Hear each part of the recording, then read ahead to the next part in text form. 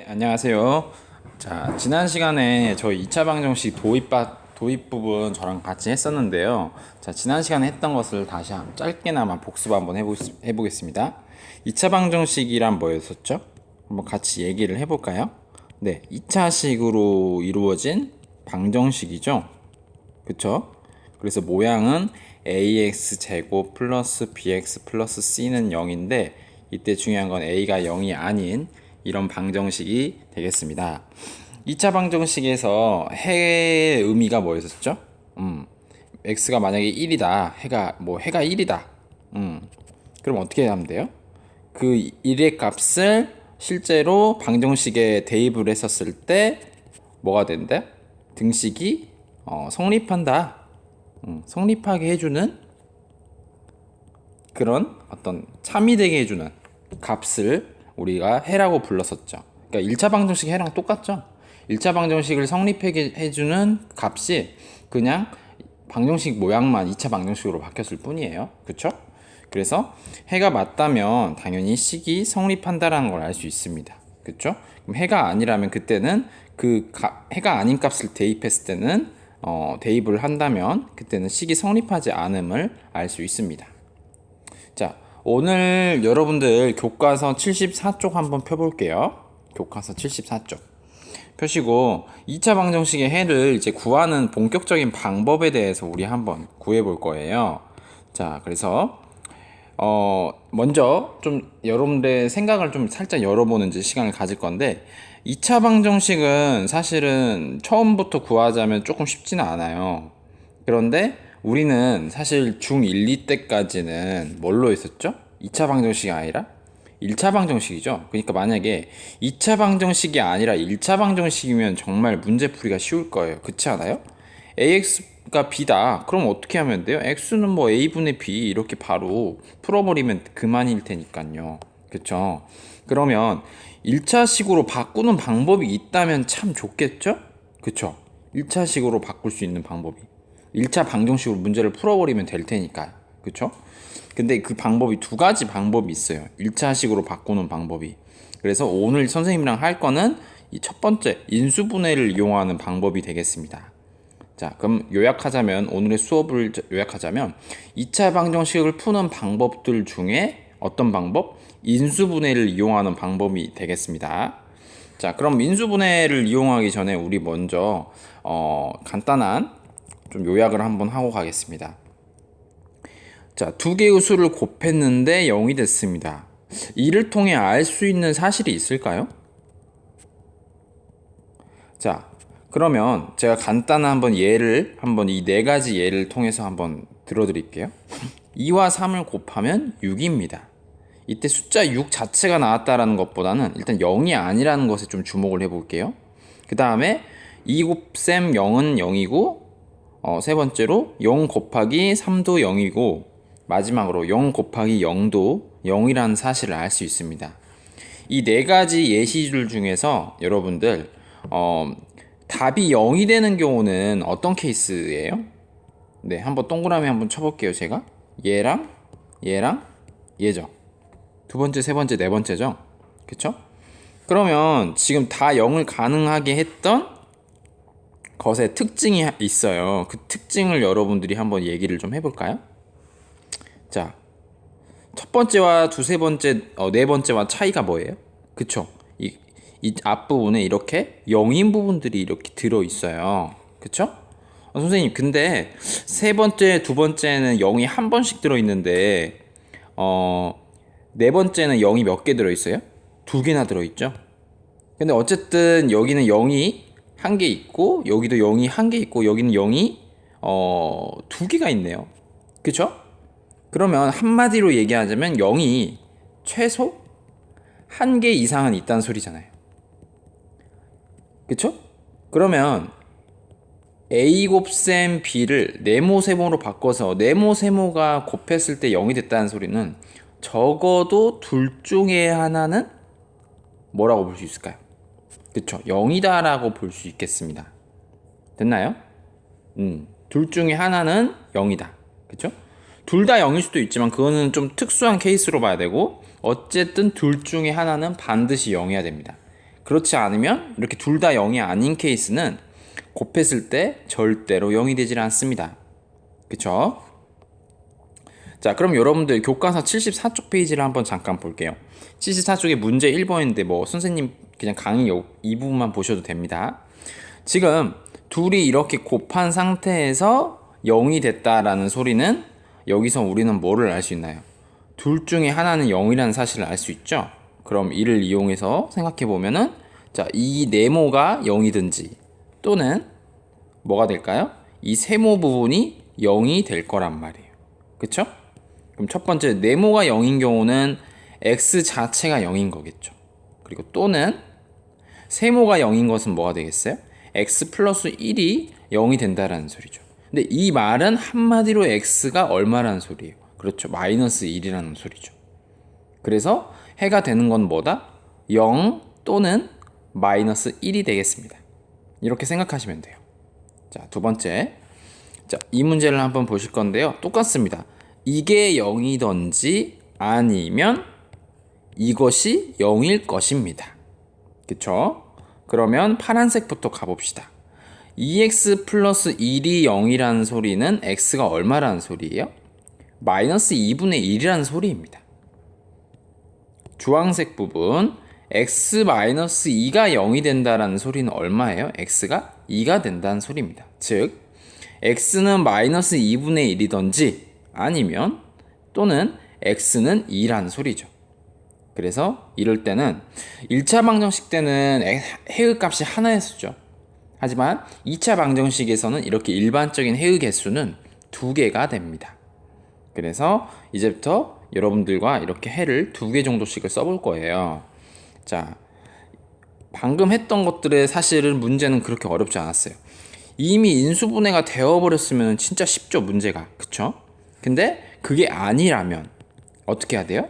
이런 일반적인 2차 식이 있었을 때 이것들을 우리가 이런 식으로 인수분해 꼴로 바꾸어 줘야 됩니다. 그러려고 저희가 앞단원에서 실은 인수분해를 배웠던 거예요. 그래서 오늘은 인수분해를 이용해서 2차식을 이렇게 1차식들의 곱으로 표현을 해보고 그때 인수분해가 쓰겠죠? 그 다음에 이를 이용해서 해까지 구해보는 작업을 갖겠습니다. 자, 여러분들 75쪽 한번 펴보겠습니다. 예제 1번 한번 보시죠. 다음 2차 방정식을 푼 문제입니다. 자, 여기까지 이거 생각하지 마시고요. 자, 잠시만요. 네. 자, 여기 이 식만 한번 보시겠어요? 이 식을 보면은 자, 여러분들 어떤 본능이 일어나십니까? 그렇습니다. 저희가 저번에 배웠던 인수분해를 생각할 수 있겠죠? 자, 그럼 한번 생각해 볼까요? 인수분해 어떻게 했는지 한번 생각해 볼까요? 어떻게 했었어요? 먼저 뒤에 있는 숫자를 보면서 2와 6이 있다. 그래서 둘이 곱하면 12가 되는 거죠. 그리고 마이너스 4가 된다는 점에서 둘 중에 어떤 것에 마이너스를 붙이면 될까요? 네, 마이너스 6에다 붙이면 됩니다. 그리고 이 x를 이렇게 서로 크로스로 곱해준다라고 그랬었죠? 그럼 이 부분은 2x, 이 부분은 마이너스 6x가 돼서 합계 마이너스 4x가 된다라는 걸 알 수 있습니다. 그러면 된 거죠, 인수분해가. 어떻게 쓰면 되겠어요? 쓸 때는 차례대로 이렇게 쓴다라고 배웠었죠. 쓸 때는 차례대로 이렇게 쓴다라고 배웠었죠. 자, 그럼 써보겠습니다. x 플러스 2 그리고 x 마이너스 6은 이렇게 바뀌는 것이죠. 이퀄 0으로 이렇게 바뀌는 것이죠. 그쵸? 자, 그럼 아까처럼 말했지만 a, b의 곱셈이 0인 경우는 a가 0이든지 또는 b가 0인 경우입니다. 자, 그럼 첫 번째 이게 0인 경우는요, x 플러스 2가 0인 경우는 x가 얼마입니까? 마이너스 2가 됩니다. x 마이너스 6이 0인 경우는요, x는 6이 됩니다. 즉 해는 마이너스 2 또는 6이 된다는 겁니다. 다음 2번을 한번 보겠습니다.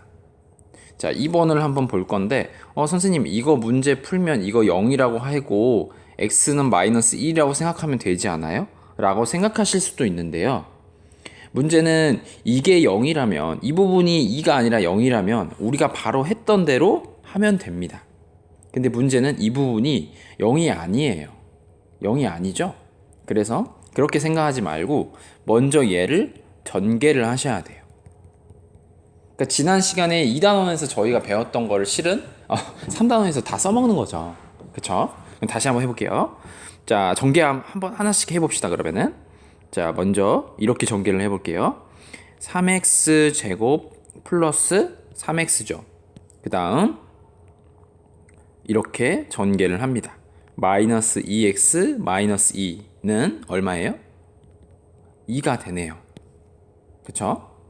자, 그러면 좀 더 차분하게 정리를 해주면 3x 제곱 플러스 x 2가 넘어와서 이항을 하면 마이너스 4가 된다라는 걸 알 수 있습니다.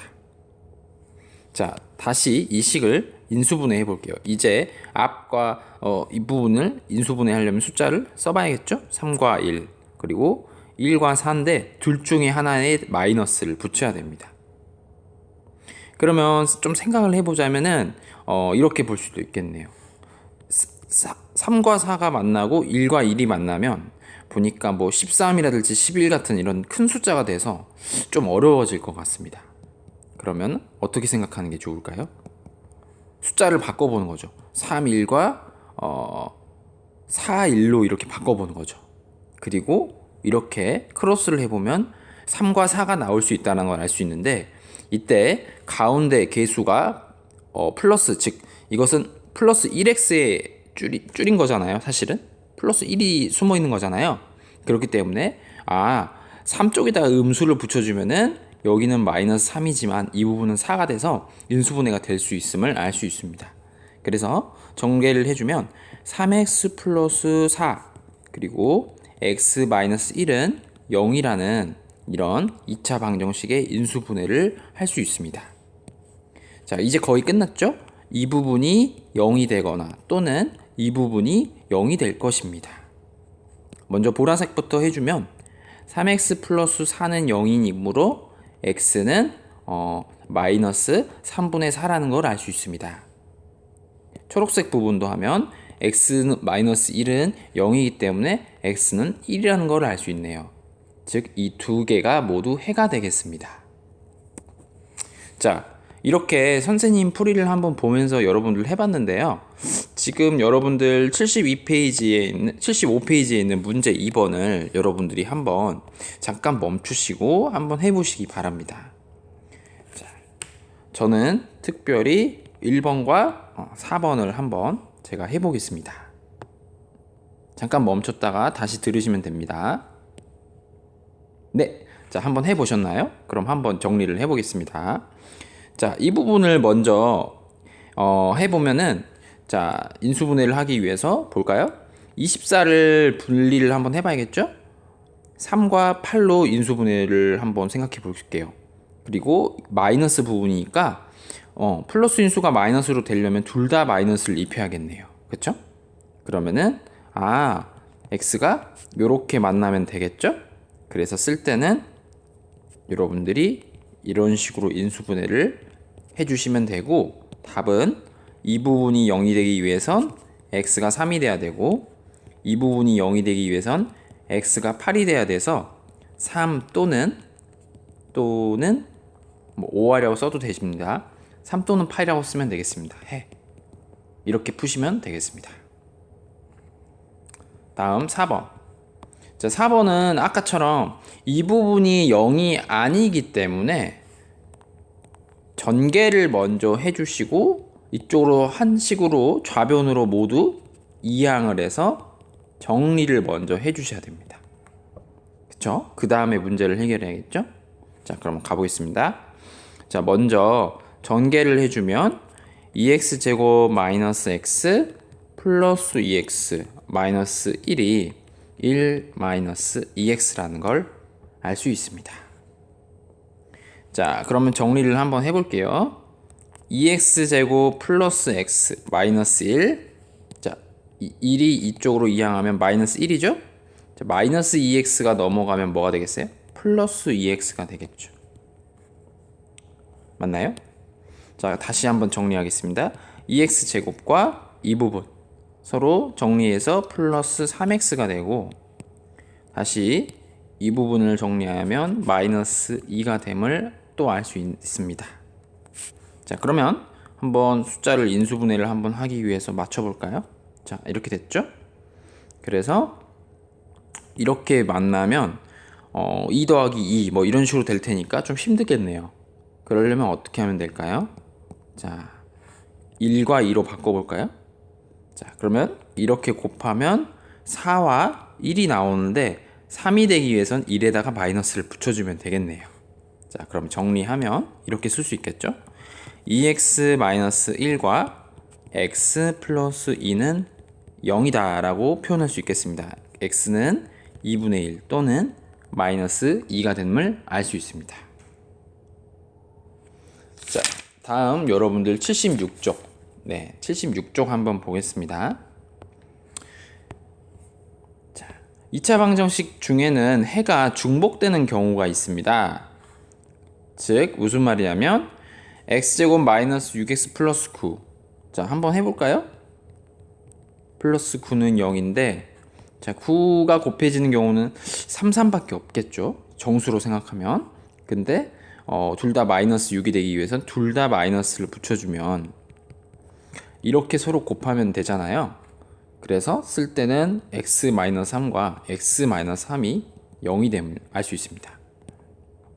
근데 문제는 여기도 0이 되기 위해서는 x가 3 또는 x가 3이 되는 겁니다. 한마디로 얘네 둘이가 똑같은 경우입니다. 이런 경우를 뭐라고 하냐면 이런 해를 2차 방정식의 중근이라고 합니다. 여기서의 중근의 값은 3이 되는 것이겠죠. 그렇죠? 자, 이런 경우가 있는데 여기서 선생님 조금 필기를 한번 들어갈게요. 자, 무슨 말이냐면은 2차 방정식이 중근을 가진다 라는 말에 동의어 좀 알려드릴게요. 첫 번째는 뭐냐면 2차 방정식이 하나의 해를 가진다, 하나의 해만 가진다, 이렇게 말을 하셔도 되고, 또는 이 2차 식이 알고 보니까 무슨 식이었다?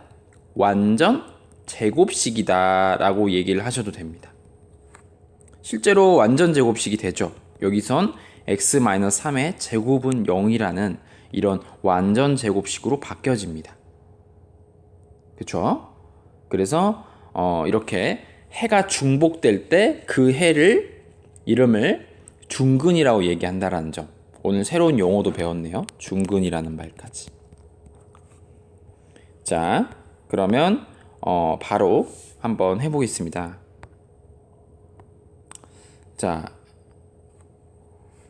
여기 어떤 여자 선생님이 이렇게 얘기하고 있죠. 2차 방정식 x제곱 마이너스 14x 플러스 49의 좌변을 인수분해 해주면 얼마나 됨을 알 수 있어요?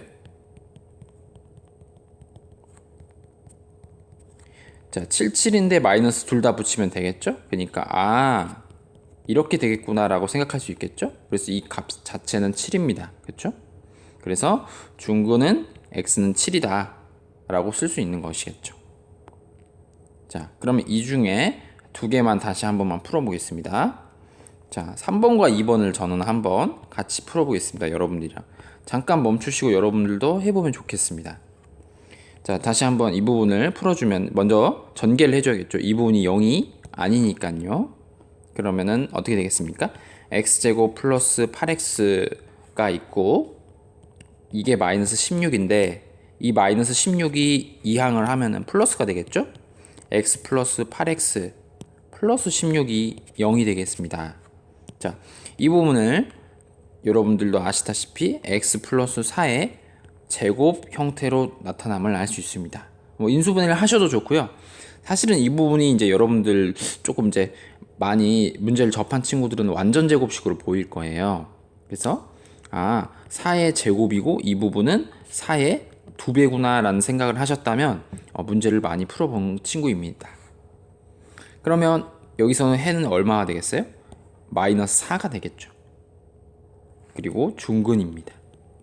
그렇죠? 중근이란 말을 안 쓰셔도 뭐 해 하나만 써도 뭐 중근이란 건 알 수 있으니까요. 자, 다음 9x제곱 마이너스 2 14x 플러스 16은 0이다. 이거는 어떻게 하면 되겠어요? 네, 이거 딱 보니까 이번이 뭐 공식으로 한번 생각해 볼까요? 9x는 3x 전체의 제곱이죠. 그리고 24x는 그리고 뒤에 보면 16은 4의 제곱이고요. 그쵸?